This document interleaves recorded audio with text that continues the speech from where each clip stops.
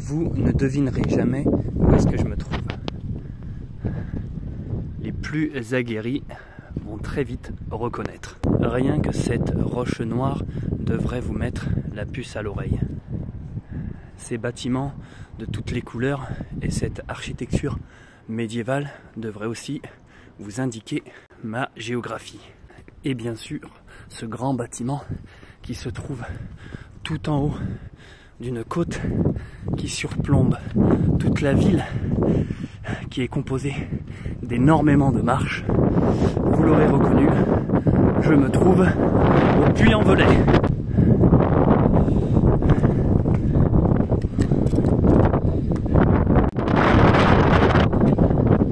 Me voici de retour au Puy-en-Velay. Non pas pour recommencer mon chemin de Saint-Jacques, simplement pour me balader.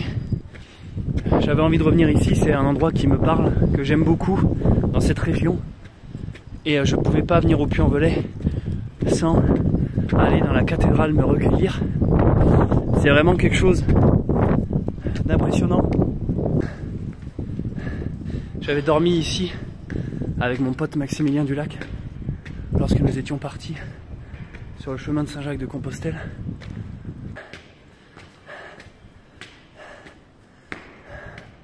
Je suis vraiment content d'être là, ça me fait plaisir. J'en profite pour vous dire qu'un nouveau vlog est sorti sur ma chaîne YouTube. Le lien s'affiche ici. N'hésitez pas à cliquer dessus ou rendez-vous sur ma chaîne Bunker Sauvage pour voir cette nouvelle vidéo.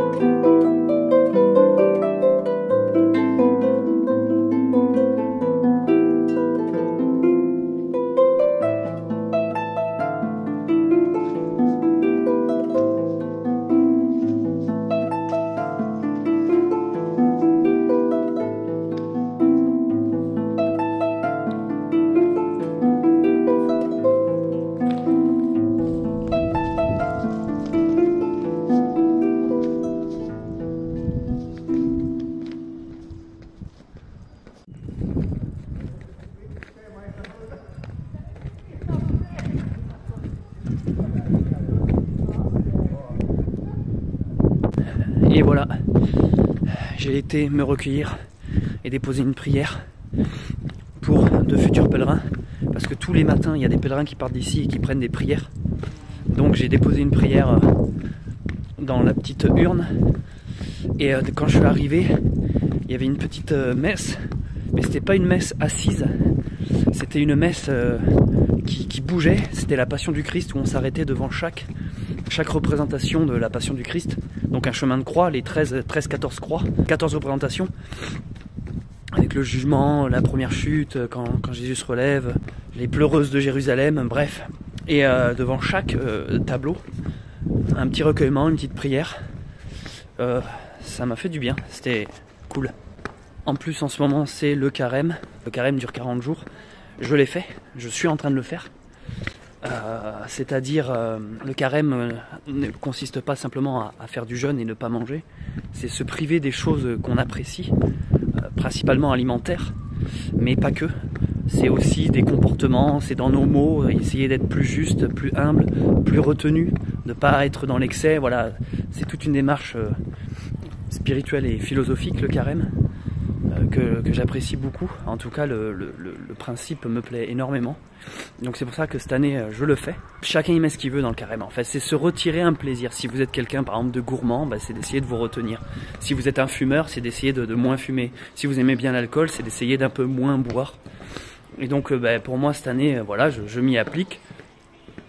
Par exemple, voilà, moi, j'ai retiré tous les aliments qui proviennent des animaux. Comme les véganes en gros. Donc plus plus de viande, plus de fromage, plus de lait, plus de miel, tout ce qui vient d'un animal. Voilà. Aussi je jeûne 2 fois par semaine, le mercredi et le vendredi. Voilà, donc ça me fait vraiment un jeûne complet. Et puis éviter de manger entre les repas. Et puis après, comme je disais, au-delà de l'aspect alimentaire, toute une démarche spirituelle et philosophique derrière, penser aux gens qui sont dans la souffrance, partager un bout de pain, voilà, c'est tout ça, hein, c'est se mettre dans la peau des gens qui n'ont pas toujours tout. Et le carême, c'est la traversée du désert, hein, 40 jours de... J'aime pas le mot sacrifice, mais c'est de don en fait. 40 jours de pensée, de recueillement sur soi-même. Voilà, c'est une période que j'apprécie parce que c'est une période où on peut orienter sa pensée vers moins des choses matérielles et plus dans du spirituel. Voilà. Donc, je sais pas si vous de votre côté vous faites le carême. En tout cas, je vous souhaite un bon carême. Et ben moi maintenant je vais reprendre ma route parce que je n'étais que de passage ici, au Puy-en-Velay.